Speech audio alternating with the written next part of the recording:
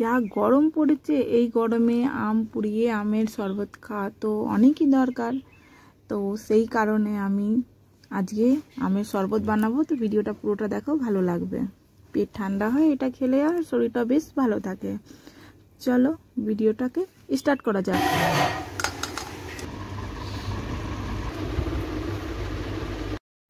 রোদের কি তাপ, এই গরমের কি তাপ দেখতে পাচ্ছ, রোদটা একদম মাথার উপরে ফেটে পড়ছে যেন। তো সেই জন্য আমি কিচেনে চলে এসেছি। এসে এই যে আমটাকে পোড়ানো হয়েই গেছে, তো আমি ভাবলাম ভিডিওটা চলো স্টার্ট করা যাক আর তোমাদের সঙ্গে শেয়ার করি। তো দেখো আমটা পোড়ানো কমপ্লিট হয়ে গেছে। আমি গ্যাসটাকে অফ করে দিলাম। দেওয়ার পরে এই আমগুলোকে নামিয়ে নেবো।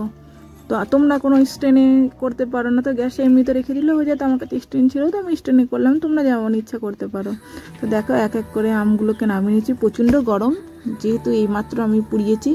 তো এইগুলোকে একটু ঠান্ডা হওয়ার পর কী করবো, ছাড়িয়ে নেবো। তার আগে স্ট্যান্ডটাকে একটু জল দিয়ে দিলাম। কেউ যদি এসে হাত দিয়ে দেয়, কোনো ঠিক নেই, তাহলে হাতটা তো পুড়ে যাবে। সেই জন্য আমি এটা একটু জল দিয়ে ঠান্ডা করে দিলাম। আর ততক্ষণে আমটাও একটু ঠান্ডা হয়ে যাবে। দেখো, তো আমি আমটা এই যে ছাড়াতে বসে গেছি। এক হাতে ক্যামেরা করছি, এই জন্য এক হাত দিয়ে ছাড়াচ্ছি, এই জন্য একটু অসুবিধা হচ্ছে। তো এই আমটাকে ভালো করে ছাড়িয়ে আর ভালো করে জল দিয়ে ওয়াশ করে নেব। তারপরে দেখো, ধোয়ার পরে এই যে হাত দিয়ে ভালো করে ম্যাশ করে নিচ্ছি। একটুখানি ছিল, তো এই জন্য মিক্সিতে পেস্ট করিনি। আঠিগুলো বার করে তোমরা মিক্সিতেও পেস্ট করতে পারো, তো আমি করিনি, হাত দিয়েই করে নিলাম। আর এই যে এটাকে একটু ছেঁকে দিলাম। যদি না ছাঁকবো তাহলে খাবে না চিকু, ওর বাবা, কেউই খাবে না। এই জন্য একটু ছেঁকে দিলাম, বড় ছাঁকনিতে ছেঁকে দিলাম। একটু চামচ দিয়ে ভালো করে এটাকে টিপে নিলে কি হবে, এর যত জুসগুলো আছে সব বেরিয়ে যাবে। দেখো আমি চামচ দিয়ে টিপে নিচ্ছি।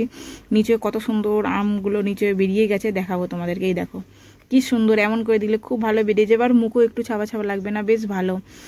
আর এমন করে করে নেবে। তারপরে এর মধ্যে একটুখানি বিট নুন দিয়ে দেবো, একটু চিনি দিয়ে দেবো, দিয়ে ভালো একটু জল দিয়ে ভালো করে মিক্স করে নেবো।